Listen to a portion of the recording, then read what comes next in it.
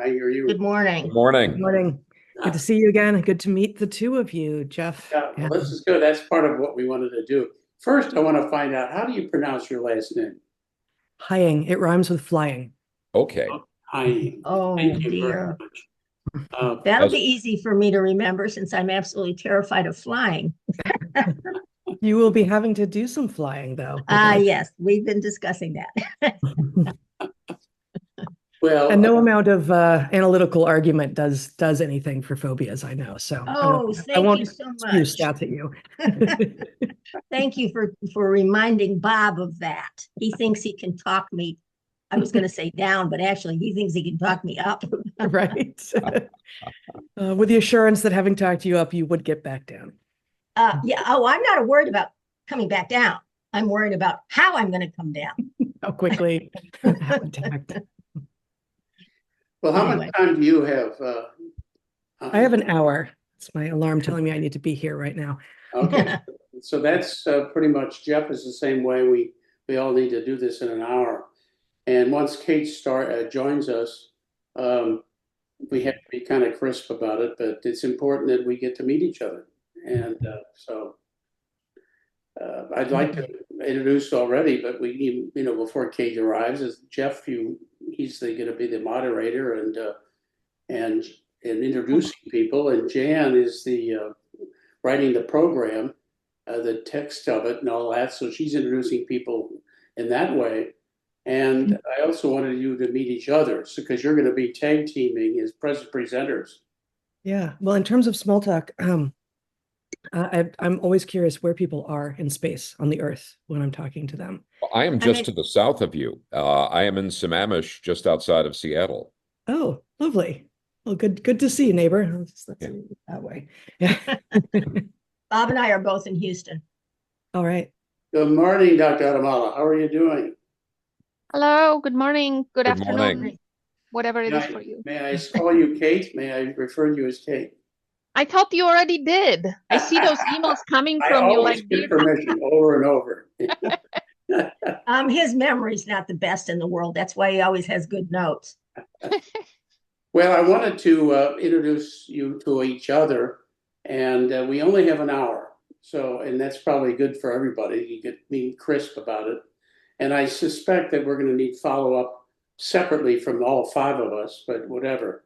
The purpose was to introduce you to each other as speakers, because that's going to be, you're going to be doing tag team anyway. And so, Dr. Adamala, I'd like to introduce you to Dr. Heying. That's correct, right? Yes, but especially for here, except for in introductions, Heather, please. Okay, and so I can refer to you by your first name too, right? Oh, of course. Yes. Great, thank you. And Jeff Renner, the moderator, and Jan writing the programs. And I turn it over to them when we reach this point. I do have a little bit at the very end to talk about, but before things close. So, Jeff, you want to go over the Certainly, the what are we basic calling format. it? Yeah, the basic format. Basically, the intent of these meetings is for you to meet each other and be able to talk and share, and we'll talk about the basic format of that day. But then Jan is going to be putting together the written material that will be sent out and handed out. And so she wants some background information. I want some of that also. And then there are a couple of different elements, and it might be a good time just to go over the basic format for that day. And I am just getting my note sheets out here that I just recently printed out. Basically, Dr. Adamala, you'll be talking. Kate, please. Kate, okay, I'm sorry. I'm only Dr. Adamala if someone's asking me to postpone an exam or something. Undergrads are the only ones that do that. Well, hopefully I won't be asking you to do that, but No, we're asking you to be patient with us is what we're asking, right, Jeff? exactly. So, Kate, you are scheduled to speak from 1:30 to 2:15 that day, and the morning will be the physics to creation presentations. And then 1:30 to 2:15, Kate, you'll be talking. 2:15 to 2:30, there will be a little bit of Q&A. The intent is for some of the people in the audience to be able to pose some questions. I always like to, when I do this sort of thing, get a couple of questions that you think would be worthwhile to bring up. Maybe things that you didn't cover in as great a detail as you might like in the time that you had, or you think that would be very good follow-ups. And Heather, this would be the same that would apply to you as well. And I like to just have those in my proverbial back pocket so that if questions are a little bit slow, or I'm sure that won't be the case here, or if they seem to come out of left field, that we have something that's more to the point. And so 2:15 to 2:30, that's what we'll be doing, Kate. And then let's see, Heather, you'll be on from 2:30 to 3:15. 3:15 to 3:30, same basic format, some Q&A. And then there'll be a shared dialogue between the two of you from 3:30 to 3:45. There'll be a break. And then from 4 to 4:45, there's a panel discussion. And Bob, I'm going to double check with you, but my understanding is that'll be, of course, both of you, both of the speakers of the Physics to Creation. And I think, Bob, you're joining us for that section. And then do we have a couple of the representatives of the different Abrahamic faiths on that as well? Well, that was the objective, is to have one representative from each of the Abrahamic faiths. And it might, I was going to be on there, but now that we have Father Lawrence Friedman opening the conference with he's president of the WCCM, if you all are familiar with him. So it's still a little bit open, but in principle, one theologian from each of the Abrahamic faiths, and then the scientists that spoke during the day. Okay. You might want to explain why we're doing that, Jeff, why we're having one of the clergy in that panel discussion. Well, I would defer, not to be cowardly on this, but I would defer to Bob, because he's the one that came up with and really designed this whole thing. So, Bob, why don't you give the rationale that you have for that?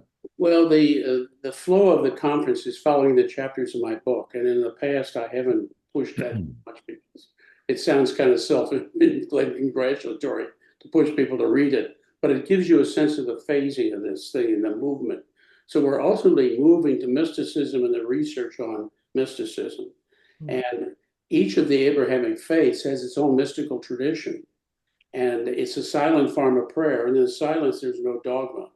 So we're trying to bring the religions and the faiths together without the conflicts that we usually have. And the best way to do that was to have those speakers of each of the Abrahamic faiths be speakers that speak from those silent forms of prayer. So in Judaism, it's Kabbalah. So I've got the MD rabbi, who is a Kabbalist. In Islam, it's Sufism. So we got Jamal, whom you know very well, and he speaks to that, and he'll introduce at the beginning of each day of prayer. We always open sessions with prayer, so we're going to open with a silent prayer. And the idea is it's going to culminate in the final step of the mystical research, neuroscience, etc. The reason clergy is going to be involved in the panel discussion at the end of the day, we don't want to put our scientists on the spot. If there's a question that's particularly aimed at the faith part of this, then we want a faith representative on the stage to kind of bail you guys out if it's necessary. It may not be, but that's my reasoning for making sure that we have that covered, just in case. I don't want anybody to be embarrassed because you can't answer a question, basically. Just to be clear, your talks are 45 minutes. And on the website it says under discussion, it gives some topics that relate between faith and science.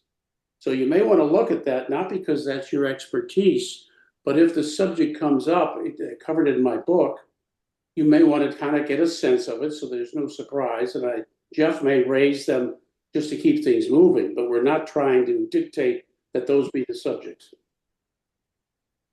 Any questions so far, ladies? It all sounds because good. we're throwing a lot of information at you in a very condensed period of time. How long is Please the keep panel throwing. today? Is it an hour, did you say? 45-minute talk. 45-minute, no, the panel. Oh. Panel conversation. 5?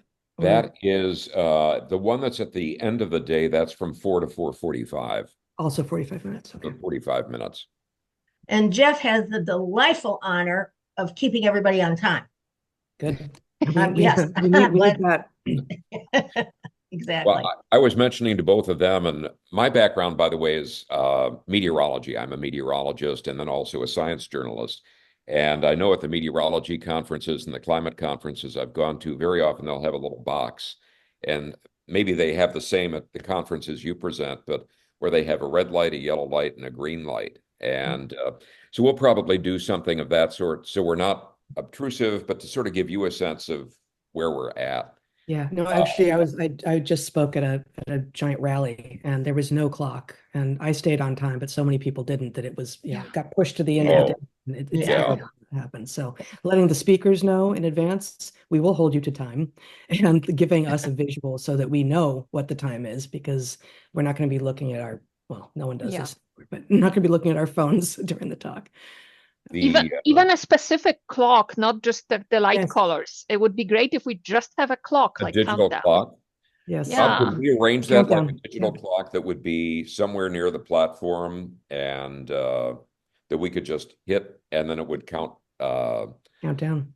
Like I can live without it. I got my timing okay, but I think it would help a lot if we have those clocks. Okay. Very useful. Yeah. I've watched both of you on various venues that are online, so I know you're both very, very good speakers, and doing the formats that you did, I know that you're accustomed to time. I think at this point, Jen and I'll probably trade back and forth in terms of the information she needs, pardon me, and then information that I would like. I think Bob used the term tag team. This is by no means a metaphor for a wrestling match, so we'll be clear about that. We all win. It's my turn. It's my turn. Yeah. We have a good sense of humor on this side, if you haven't picked that up. We pick on each other all the time. So I reviewed, and I know Jan did too, the background information that both of you provided just to have a sense. But I guess what I'd like is, given the fact that we want to maximize the amount of time for your presentation, we'd like to keep the introductions fairly short. But what would both of you, and Kate, I might begin with you, what do you consider the elements that you like in an introduction? And I'll just piggyback on that a little bit. We like to put in the professional aspects, but there's usually like an element or two that speaks to your personal experience, your personal life, that helps people in the audience really connect to you. So just think of that. And perhaps if you could just give me a couple of items that you would like when I'm on the platform and introducing you to go on. The professional affiliation, definitely. Okay. So my university affiliation. I don't know when did I send my info to Bob, but probably this summer. So that changed. I just got tenure, so I'm associate instead of assistant now. Congratulations. Good for you. Congratulations. Thank you. I get to not be fired. That's good.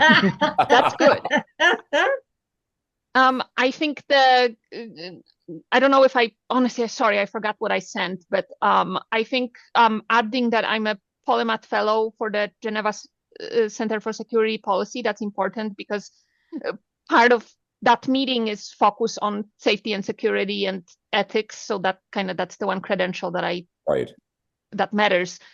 And then being co-founder of Build a Cell, that's an international community that I run, and that's probably the biggest visibility thing that I do. And I think that would be enough in terms of credentials. Okay. What would be, if I were to ask you, what was really influential? What triggered your interest both in science and the particular field that you've gone into, Kate? Oh, that's the lamest answer, because the real answer is science fiction shows that I watched as a kid. Okay. Oh, no, that's the kind of thing we're looking for, Kate. But that's like everybody. Yeah, well, seriously, what sparked your interest in what you're doing as a child? Because most of us who are passionate about whatever it is we do, it started when we were kids. So no, that's a great piece of information. Thank you.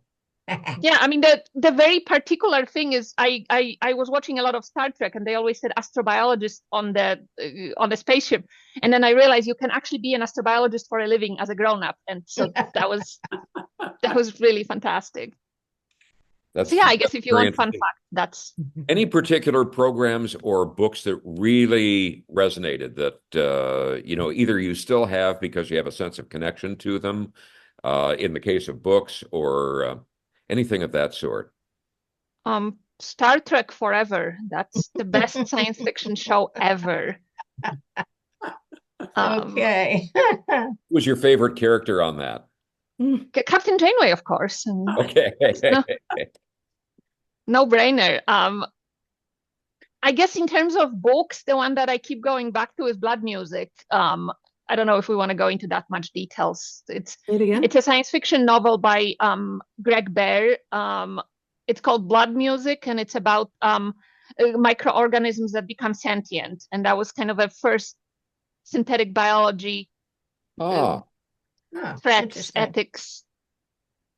It was very famous. It won like a whole bunch of awards at the time, but I don't know if we want to go to that much detail. No one that Okay. might just be too much. May I jump in here for a minute, Jeff? sure. I'm writing, it's not really a bio. It's more an introduction to who you are as a person.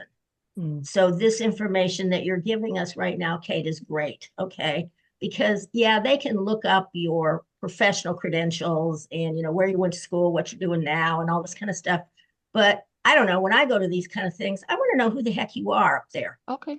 Behind that mask of those professional credentials. All right. And that's my goal with the little blurb I'm going to do in the program, is that kind of thing about you, about each one of the speakers. It makes you, to me anyway, it makes you real. Okay. You're not No, a that figure sounds of your imagination. So this kind of thing that you're talking about, that it was science fiction as a youngster, both reading and watching it on television, good science fiction shows, turned you on to what you're doing today as an adult.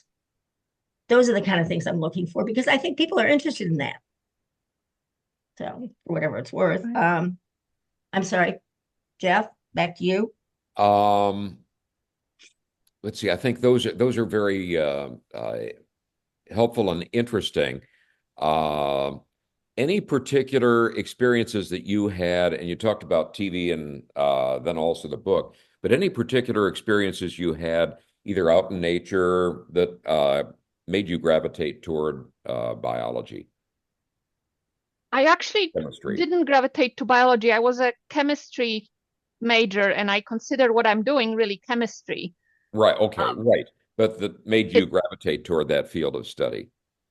I was driving my mom crazy doing chemical experiments. Like I was that kid that almost burned down the house many times. Well, we share something in common there. I used to play with model rockets, and I got very impatient ordering from Estes Model Rocket Company the rocket engines, and I thought I should be able to figure out how to do this.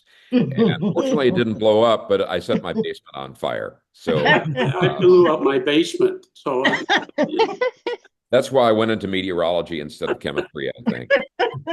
Hey, I had a very quiet hobby. I sat at the typewriter and typed. It wasn't going to blow anything up. So that's interesting. What sort of when you started doing different chemical experiments at home, what sort of things did you do? Mostly inorganic stuff, making colors, making goose, colorful slimes. That was a grade school kids experiments. Scavenging reagents wherever I could. I grew up in a small town, so there wasn't like a place you can go to buy all the reagents. It was just like going to beg for sulfuric acid from a car repair store and whatnot. So that was kind of a bootleg hobby. It was not.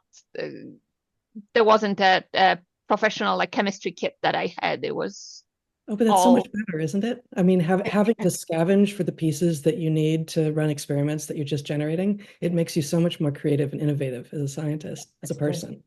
Yeah, that's true. Yeah, that was being handed a kit. Here, we put it all together for you. Just follow the instructions. Or you can scientist that way. That's a very good point. Something occurred to me as I was listening to you, Kate.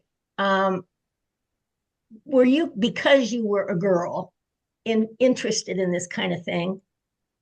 Did you feel like you were left out, pointed at made fun of, whatever, because you were a quote unquote smart girl that was interested in things that at that point a lot of girls were not interested in. So did you feel like an outsider? So luckily not. I grew up in a small town in Poland, but one of the very few things that I do appreciate communism did is that women had to work. And Right. in terms of, it's kind of paradoxal because we think of the communist countries as being very backwards in most ways, but at least on the level that I was, I wasn't trying to be a president or anything. I was just going to school, and most of my teachers were women. My mom was a single mom working full time. So like, we didn't really have much of there's something girls can't do, at least on the very basic level. Obviously, if I was walking around saying I want to be an astronaut or a US president, they would laugh at me maybe. But it was, in terms of like, when I started saying I want to go to university, study chemistry, the only pushback I was getting is everyone was saying, why not medicine? Because the smart kids go to study medicine. Mhm. But yeah, that's an interesting insight. Thank you for telling me that. That's very interesting. Heather, you were going to say Run something. into that. Yeah, I want to add a personal story here. So I grew up in LA in the 70s and 80s, and my father is a computer scientist and a Catholic, actually, which he did not raise my brother and me as. But one of his jobs was to hire programmers. And in my childhood, I remember there being so many female programmers around that my father hired, because he did not hire on the basis of immutable characteristics. This was not affirmative action. He hired the best people for the job. But the female programmers were all from behind the Iron Curtain. They were mostly Czech and Romanian.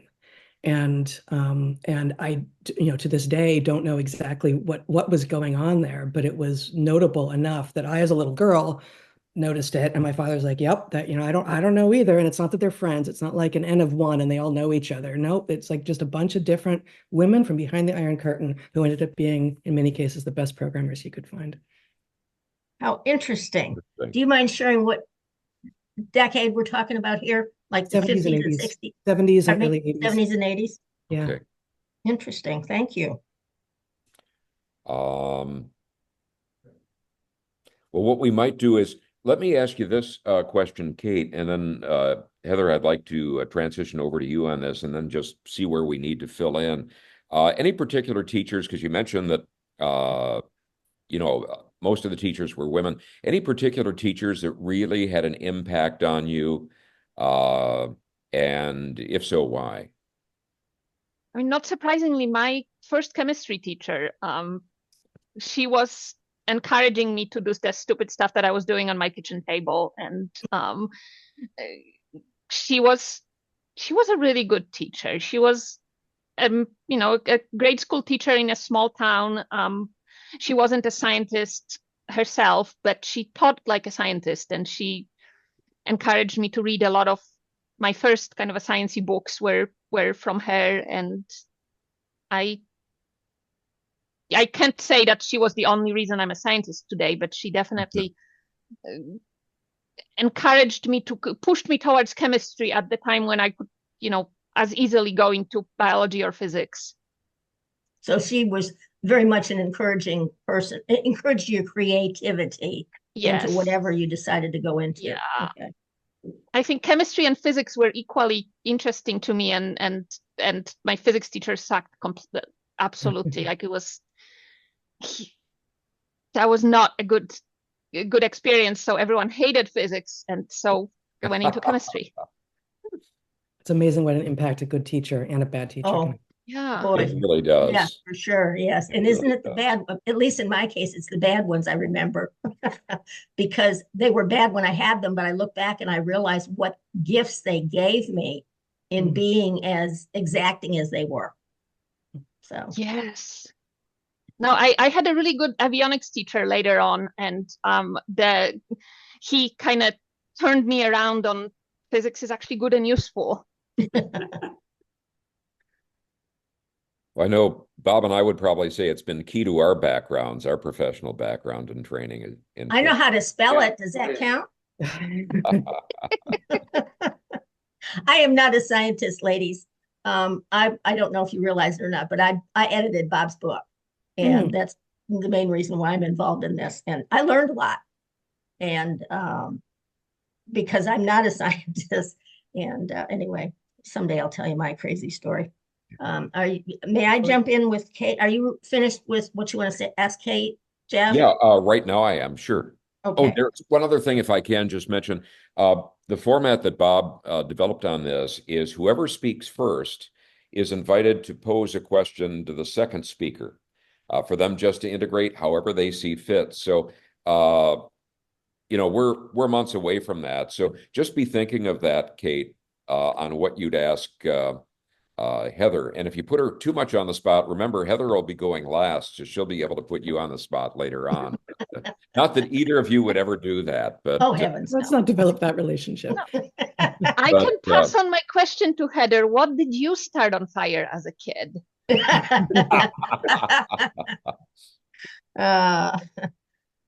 Kind of along those lines that Jeff just mentioned. Again, I won't hold your feet to the fire on this, but can you give me a 3 or 4 word 50,000 mile view of what your talk is going to be about?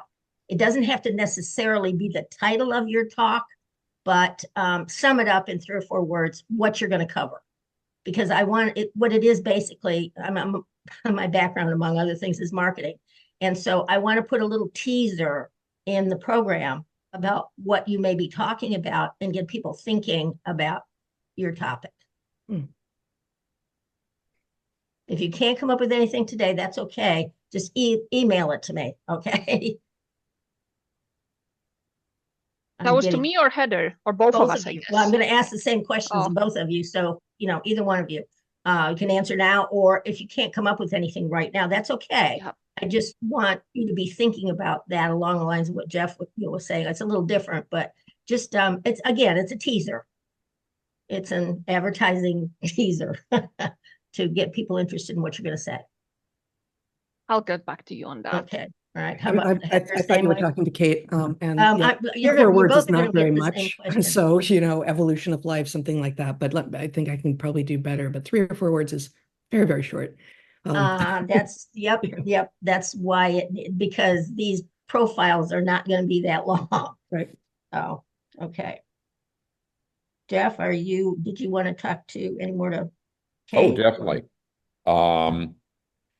Heather, I'd ask you the same question. First of all, and again, I've read over the basic background that you provided, Bob, but what elements do you really like to set you up for a presentation in terms of the introduction that I'd be giving to you?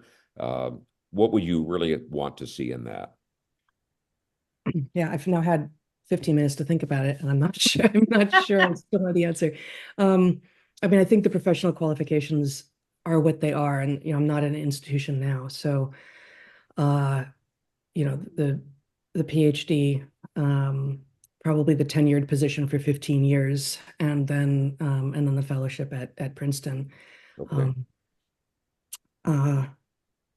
That may be sufficient depending on how long, in terms of professional. I have a New York Times bestseller that I co-wrote with my husband, Hunter-Gatherer's Guide to the 21st Century, and write and speak a lot now as what I do. To the degree that people will know me, it will be as a podcaster, which is the least interesting thing about what I do. And it's nothing I ever imagined I would be doing. So it feels like it's probably necessary to mention, even though it's the only thing on my CV, if you will, that sort of gives me any chagrin at all. Well, I looked up some of your podcasts. I listened to one of your interviews with Bishop Barron was one I happened to land on simply because it talked about evolutionary biology. But you have a wide variance of topics that you've addressed with your podcast, and I'm interested in looking at some of those. And in writing as well. It's almost all over the place. Actually, I used to joke, it's really for my husband's dissertation, but it's true for both of us. Like all we have to do is add astrobiology and we've covered everything. So you and me, we have it. Kind of like Bob's book. Yeah. Well, I might ask you a similar question. What really inspired you? And I saw that your emphasis, and I get a sense your passion has been field biology. Yeah. And in fact, I think you mentioned somewhere that if you encounter an animal that's a lizard or a snake, you feel compelled to hold them a bit. I do. Yeah, so I guess early on, my father was the scientist in my life who gave me the epistemological background to encourage the curiosity and furthermore encourage me to try to figure out how it was that I thought I knew what was true and how I would figure out what was true. And he was also a mathematician, and so he gave me a love of math that has stayed with me. But actually, as a child, although I knew I loved the science and the math, I was a classical pianist and I was a writer and I was an artist, and I thought I would be a classical pianist as a writer, actually, or a science fiction writer is where I started college. I wanted to be a science fiction writer. But I found it inane, honestly. So I took the reading lists and went home and went over to science because I wanted to be able to tell interesting stories that were true, as opposed to just have stories that were out there and kind of maybe weren't falsifiable. And so it's a little later than what Kate was talking about, but I think the pivotal moment for me in terms of wanting to become an evolutionary biologist, a field biologist, was I was on a summer-long backpack and travel through Central America with the man who would become my husband. And we were setting up a tent in the shadow of Tikal in the El Petén region of Guatemala, where at that point, it would have been 1991, we were in college. You could just set up a tent right under Tikal, which is the most massive Mayan city-states ever discovered, and it was already mostly sort of unearthed by archaeologists. And dusk was falling, and there were a troop of spider monkeys making their homes in the trees far above for the night. They were bedding down, and they were doing what they do, which is they make their beds for the night. And the combination of being in the shadow of this place where people lived with their own enlightenment, the Mayan Enlightenment, which happened even before the European Enlightenment, for well over 1,000 years, and being able to watch monkeys do what they did, I thought, if there's any way that I can have a life in which I can watch wild animals and try to figure out what they do, that's what I want to do. Similar question in terms of your younger life and exposure to the natural world out there. Any experiences from your childhood that really jump out, similar to what you had in the shadow of Tikal? I grew up in LA, near the Santa Monica Mountains, not mountains like we have up here in Washington, but mountains-ish. And you could walk the trails and find lizards and snakes and learn to grab them and safely. I don't visit home if you don't know your snakes. And the fires, which were not as bad as they are now in Southern California, but which did come through and almost took out our neighborhood once, would flush the animals from the hills. And so and we also lived about a mile from the ocean. And this was in an era when children were more freely allowed to do what children do. And so I was, from a young age, allowed to walk, the mile or so down Sunset Boulevard, down to the ocean, and explore the beach. And I could go up into the hills and explore the trails and also see how they changed after fires came through or after high tides, depending on whether or not talking about the hills or the ocean. And just being able to, in a land, LA doesn't seem to have seasons, right? And that's the myth that we all sort of have. And certainly living there, it felt like, well, there's the hot, windy time in September, but otherwise it's just kind of nice all year round. And, where are people going to get any moxie if they live like that? But so you have to pay attention to smaller things, smaller variations. What happens after the fires come through? When the rains do come, oh my goodness, everything grows suddenly. The flowers are up, the wildflowers east of LA in those rare moments when the fires come through, just flourish. And so it got me thinking about what are the cues that allow everyone, not just humans, to thrive, and what happens when they disappear or they become asynchronous or otherwise outside of what they have historically been. Mm-hmm. And I would pose this question to both of you. What do you think are the most positive things that you see in terms of education and the promotion of curiosity of young people now? And what concerns you the most about what you see? And Heather, since you were talking, I might start with you, and then Kate, if you'd go ahead and offer your thoughts as well. Yeah. I just gave a talk on this ish, actually in the shadow of the Washington Monument on the National Mall at a rally. I think there's a lot in the US that is being called science that's not science. And most children are not actually being encouraged to understand what science is, to think scientifically, to simultaneously be curious and to develop the rigor with which to figure out where their curiosity could lead them and what things are true. I think this is in part because of the silly credentialism, where you need a degree an education degree, and people who are trained in education inherently, don't have a degree, don't have the background in science, and then you have the teachers being forced to, get a bunch of stuff in.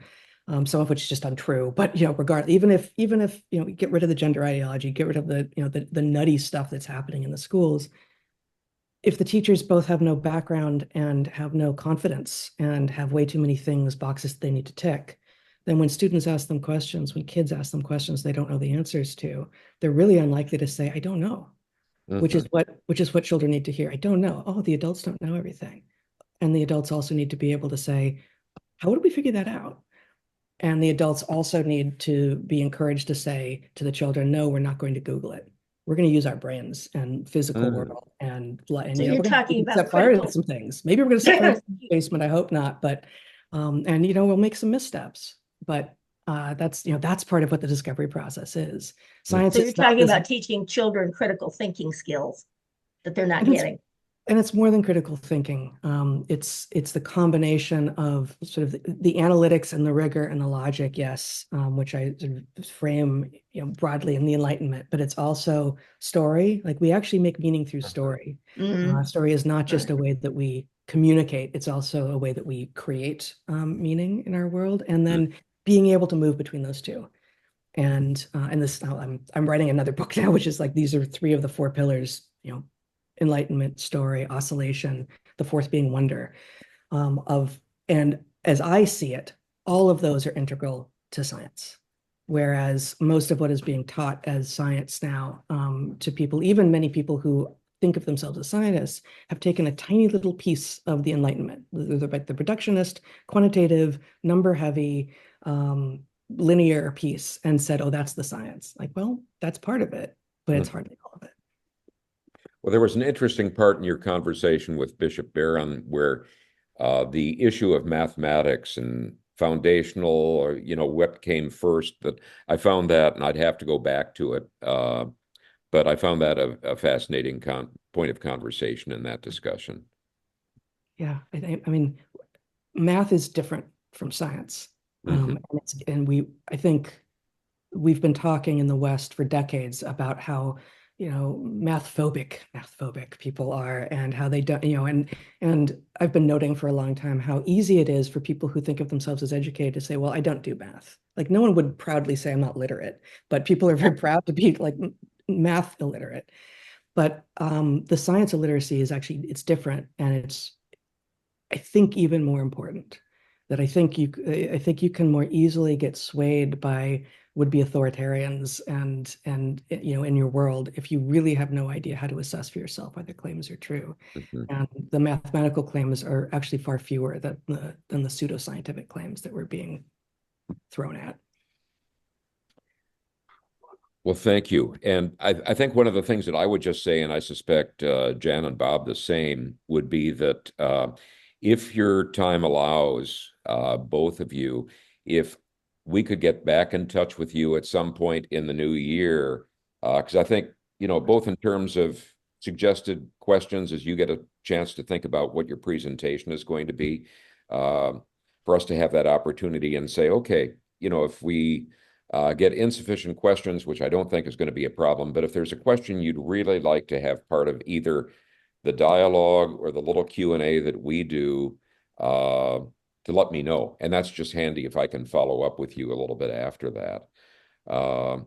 Kate, what about your thoughts in terms of what do you see the positives? And you talked about your educational experience early on in Poland and then in this country. What do you see as the positives, and what do you see as areas that I guess we could say need further work? The positive is definitely the availability of resources these days. The kids can learn so much more than we had access to when we were kids. When I was a kid, the internet was in very early days, and I had a dial-up connection, and I didn't have access to all the, YouTube videos. There's amazing variety of possible materials on science on every level, from explaining the very basic principles to really deep dive into very esoteric areas of research. All of that is available right now to every student. And that's fantastic. But then the problem is they don't go out looking for it. As Heather said, the scientific literacy is not a point of pride. It's not something that a lot of people would find that they can brag about. They would rather brag about being a Instagram star than being able to understand physics, for example. Mm-hmm. And that's something that a lot of people, I think, miss, that this is their everyday life. The research progress that enabled our current way of life, that's all science. Mm-hmm. When you get on an airplane, that's physics. When you use internet, that's math. And I think a lot of people think that they can just live ignoring all of the science. And also, I think the misconception is that people think you have to be really smart to understand science, and that's not true. You don't have to be super smart to have a fundamental understanding of science. And I think if there was a single thing that I would like to change, is to convince people that you don't have to consider yourself a genius to be able to understand science on a fundamental level. That they're not mutually exclusive.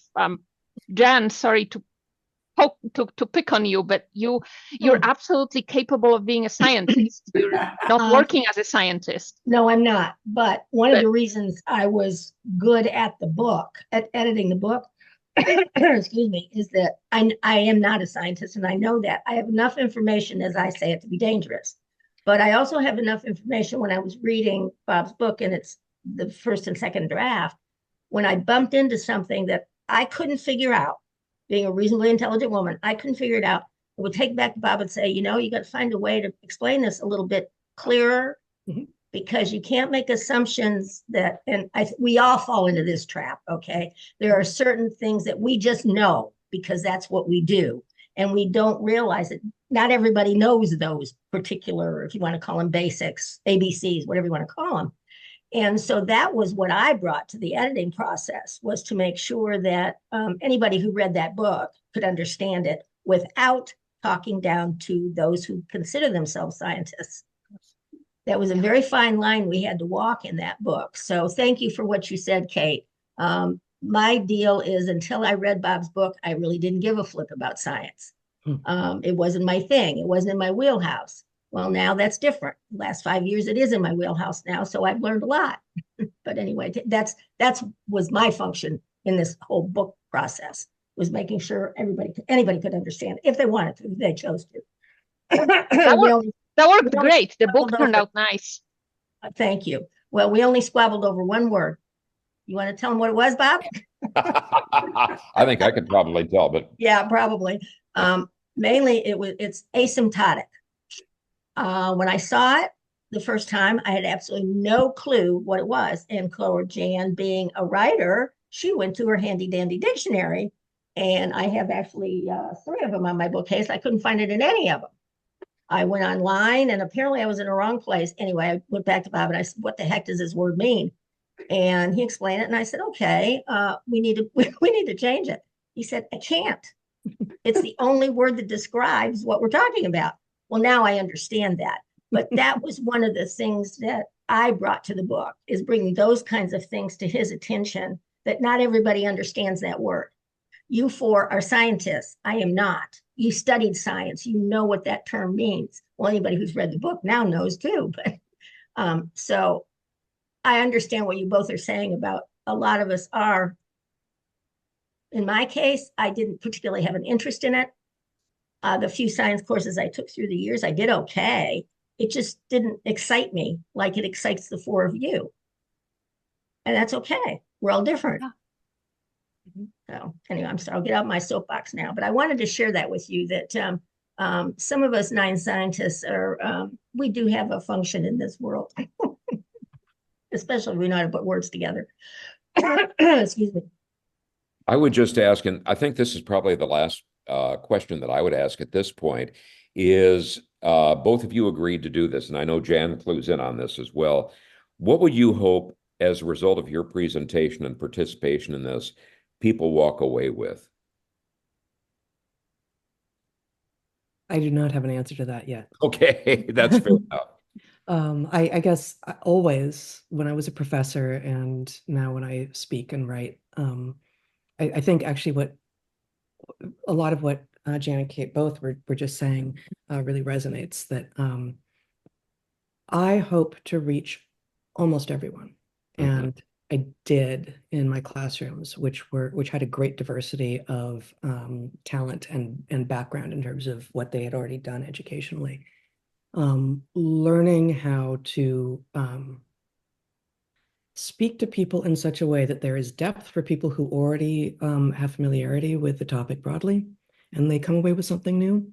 And yet it is reachable and interpretable for people who are new to the topic, such that they come away with something new. And what is new that everyone comes away with will be different. But that's the goal broadly. And I haven't said anything about the particular content, but that everyone end up inspired and educated, which sounds sort of like, cold, but, with something new in their heads and their hearts that they can then put into their quiver and go forth into the world with. You want everybody to have some kind of, as I think of it, aha moment that has an impact on their life, one way or the other, even if it's curiosity, whatever. You just, in your own way, Heather, you just actually did my job for me. Encapsulized what we're trying to do with this conference, is to inform, educate, entertain, make it interesting enough that they'll take something away from it, that aha moment, and perhaps look into it a little bit more when they leave the conference. That's what we're trying to do. One of the things we're trying to do. So thank you for that. Wonderful. Thank you. And Kate, same question for you. What do you hope people walk away after listening to your presentation? Very similar to Heather. I'm hoping for an aha moment. I'm hoping for someone like Jane 5 years ago to come and say, oh, I'm not a scientist. I'm a clergy person, and then listen to it and say, that actually makes sense. And particularly to not, a lot of people that I interact with have this idea that science is independent of spirituality. And it's not. We all live in the same physical world, and we all deal with the same reality. They're just different ways of understanding the reality. And that I would really like if at least one person who doesn't think so right now listen to all of us and say, maybe. Well, I think from listening to both of you, I think there'll be more than one person that'll walk. So do I. So do I. I was just thinking of something that writers and Heather, you probably appreciate this as well. That all the sweat and tears and time and research and whatever that goes into whatever I write, okay, whether it's a 1,500-word essay or a book length something or another. If I reach one person it was worth it. This is how I encouraged Bob when he'd be, as all writers do, who's going to read this crap?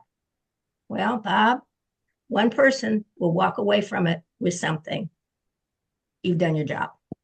And Yeah. that's what I hear both of you ladies saying. If one person walks away enlightened in some way or another, you've done your job. I Well, think those, I do the agree word- with that, but I actually almost feel the opposite as well, which is that my experience in the classroom for 15 years was you can reach almost everybody, actually, that we are aiming too low. That almost everyone, like it was my experience that it was the rare student. And again, I had students who'd never been more than 20 miles from their birthplace, lots of Pell Grant students, lots of first in family to go to college, like people who were legitimately underprivileged and had no good education. Very rarely did I run into someone who I felt like at the end of 10 weeks, you know what? I can't reach them. So I think everyone, almost everyone, and I suspect that everyone who in some ways encounters this conference, there's already a selective process to have come to this conference. Everyone will be reached and touched in some way. Mm-hmm. Well, there's no question that was the comment I made to Jan. Who's going to want to read this crap? And those were literally my words. Quote. And I came to the academic world late, and I'm going. And then that turns out that one person was her when she gave the end of the preface note, if you read the book. It stunned me. And then last night I came back from a fundraiser for where I was inspired to start all this. And one of my former students came up and wept. And I had never had that happen. The Holy Spirit encourages us in ways that we have no idea what's going on. I look back and I can't remember writing some of the things I wrote in the book.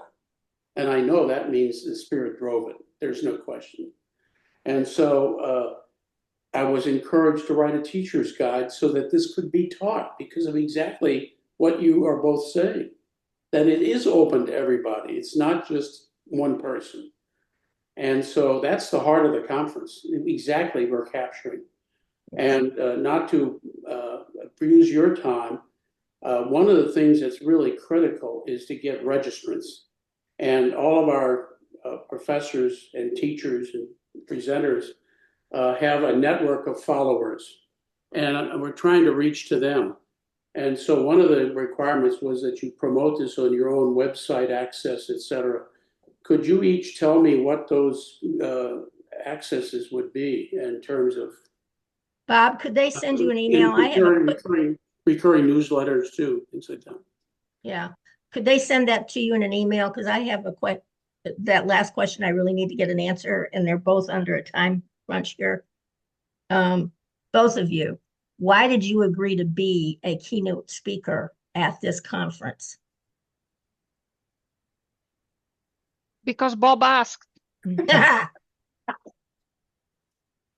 Is that the only reason? I mean, it's an honor. It's an extraordinary idea, and I think it's increasingly a kind of idea that is taking hold and is a way of understanding the as you said, Kate, and this is too many negatives, but the lack of incompatibility between science and faith. And I say that as someone secular, but there is so much division being created for us. And we are assured that there is no way to come together around all of these things that divide us. And frankly, the oldest of these divisions is, if scientists and people of faith can come together and demonstrate, no, actually, that one doesn't divide us, then all of the rest of these divisions are going to be easier to solve if we put our minds to it. I hadn't thought about it that way. Thank you, Heather. I have not thought about it that way. Thank you, ladies. You'd be surprised at how many people, I know Bob has been, that the answer has been, Bob asked me. Well, one of the motivations that I've had is we live in Houston. Jan and I live here, and I've got a lot of interaction with the medical center. It's the largest in the world by multiple times.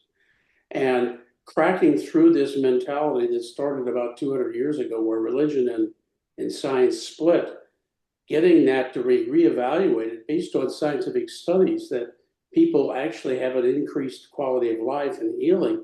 If you bring that back to intervention treatment and helping people as an offering, as an option, and the resistance that I'm running into is driving me to do this, to get help to people. Thank you. And Thank it's you also so much. fun. I know that's not the answer that you can put in a Oh, yes, you know what? In a Yes, it flyer. is. Yeah, what an I'm glad you opportunity. brought that. No, Kate, I'm glad you brought that up. I don't know about anybody else that's involved in putting this thing together, but I want everybody to have fun doing what they're doing. If you do, it will come across to the people in the audience. And I want our audience to have fun. I want them to feel comfortable with after in the evening, for example, when we go to the offsites, that they can come up and say, hey, Kate, hi, Heather, I really, first name basis, I want them to be that comfortable. I know this is pie in the sky, and I've been called a Pollyanna more than once in my life, but I really hope, at least for those 4 days, everybody's friends. Yeah. Oh, no Kate, matter where they're coming from. yeah, I'm sorry. Kate, I agree with you. It's got to be fun. And I want to replace blowing up my basement with a different type of fun. Okay. It's a more an adult way of doing it. We're going to have a cocktail party on the terrace of Palo 6 Hotel, overlooking St. Peter's at night, lit up 150 yards away. You cannot believe it until you see it. That's the hotel where the speakers are going to be. The registrants are at a different hotel because there's not a big hotel nearby. And right next door to that hotel that we're going to be staying in as speakers is the venue for the talks. So part of it is to be sure the speakers are there and they don't get lost on the bus. And they're on time. But this is another interaction opportunity Mhm. to impart the joy that we're going to have this with each other, because that is contagious. It'll be contagious that I see it. It's contagious in the two of you. It's absolutely wonderful. Yeah. And even more so when we're all in person. Yeah, Yes. for sure. Yeah, it's it can, you all have worked on projects, you reach a point sometimes where it's like, when I have these Zoom calls or I join in on these Zoom calls, it reinvigorates me to go back to what I threw up my hands, yesterday, because I feel the excitement that you all are generating, and we do appreciate that. You're bringing so much more to this meeting than just your expertise in your particular fields. You're bringing yourself, and who you are is, to me, in some ways, it's more important than what you're going to say. It's how you're going to say it that's important, your enthusiasm. So thank you for that. Thank you. Thank you. Now, I know that I guess I'm cutting people off, but off the top of your head, what are some of the websites or where that you might be able to promote this? Can I go first? Because I have a really hard stop, my own lab meeting. Okay. I put the link to the meeting in the newsletter that I sent to the Build a Cell community, which is a synthetic cell engineering community. That's, some of those people might not be the best audience, but there's a lot of, especially senior people, and especially the Europeans. It's an international community, and we have a lot of people that work on kind of the ethics, on the intersection of ethics. Should we make fake cells? So I think that was a good fit. I advertise in my department, which I don't know how much good that's going to do. And I'm going to advertise at the Spirit of Asilomar meeting.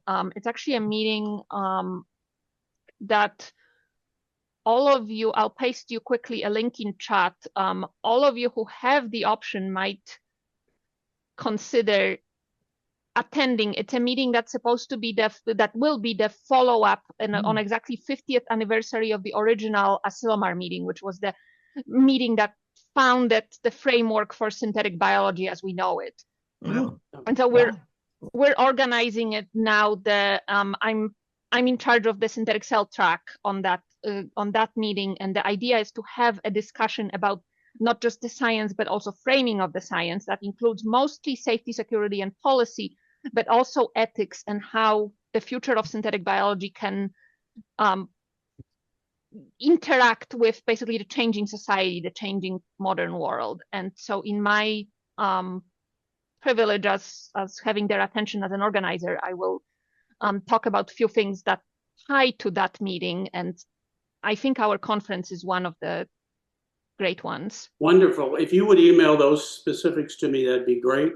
And I think bioethics is going to be part of your, I hope, part of your presentation in a sense, because your presentation lends itself to that a bit more than astrophysics. Yeah, whatever groups you're going to advertise or just make sure that we have the exact spelling and website addresses, because anybody who's willing to do that for us, we're going to put in the program. And so I just, obviously I want to make sure that it's spelled correctly. Will do. All right. I really have to run. I have to go down. Nice meeting you, Kate. We'll see you. It was great meeting all of you, and great to see you, Heather. Yeah, have a good day. Have a good day now. Bye. Thank you so much. Bye-bye. Time's up, I guess. Kate, Heather, anything last minute before you go? I can answer that question quickly. It's going to be a totally different kind of answer from Kate's, which is that I have three places that I will at some point, and in a couple of places, perhaps repeatedly, publicize this. My Substack, Natural Selections, has 33,000 free subscribers. Wonderful. So I'll post it there. Certainly not until after the presidential election, and maybe not for a little while after that. But I can do it easily there. It's mine. I write weekly for it. Brett and I, my husband and I, do the Dark Horse podcast, which has 100,000 views weekly. No, more than several 100,000 views weekly across all the platforms. So at some point, I will say something there as things get closer. And then my Twitter, I have 240,000 followers on Twitter, so I'll also promote it on Twitter. If you would just send me the links to all of those, again, take a look at it. And if you need anything else from us to support that you haven't already gotten from us. Yeah, I think you sent, so I'd have to dig them up, but I think you sent some, you said you had been marketed. He sent you, I know he sent you a press release and a graphic. Also, I have, for various organizations, written longer stories, feature stories. It doesn't sound like that would really lend itself to what you're doing, but if you need something different than what we already have sent you, let me know, and I'll be glad to put it together for you. It's possible. I don't want to, I'm not going to promise anything right now, but I have occasionally on Natural Selections, which is my Substack, had other people write guest posts. Oh, okay. And so that's a possibility. And I only do that when it's something that I care deeply about. But it clearly should be written by someone else. And so I would, if that was something that we wanted to do, possibly, I would frame it and say, and I'm one of the keynote speakers. But right. Here's the official story from behind. Whatever you need, you just let me know whatever you need, okay? Because I've written several, depending, and obviously the core story is the same, but I gear it toward either the publication or the podcast or whatever, wherever it's going. So if you need, Jan's an incredible writer. She would do wonderful. Jeff, I know the time is up for you. I don't abuse it, and I don't want to cut everything off for everybody else, whatever. But I know Jeff had to leave too. So yeah, we appreciate your time. Nice meeting you, Heather. It's great meeting both of you, and great to see you again, Bob. Thank you so much, Heather. Maybe we'll do this again in the new year. Yes, ma'am. thank you. Bye now. Please email all that stuff to me. Thank you. I will. Take care. Thank you. Bye-bye. Always good